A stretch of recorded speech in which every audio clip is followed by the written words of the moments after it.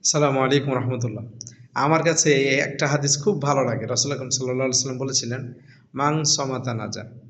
যে চুপ থাকে সে নাজাত পায়।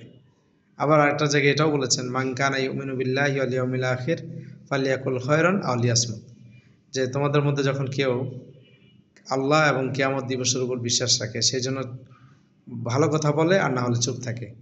অর্থাৎ আপনি এই দুনিয়াতে যাই বলবেন, আপনার প্রত্যেকটা শব্দ আপনি বলবেন যে কিয়ামতের দিন আপনার যে আল্লাহ আমার একটা ওয়ার্ড, একটা লেটার পর্যন্ত এখান থেকে বাদ যায় নাই। কিরামান কাতিবিন সব লিখে ফেলছে। অর্থাৎ আপনি দেখবেন আপনি চুপ থাকলে না অনেক ঝগড়া অনায়াসে মিটে যায়। অনেক বড়, বড় বিরোধ অটোমেটিক্যালি নাই হয়ে যায়। খুব ইজিলি মানে সবকিছু শেষ হয়ে যায়।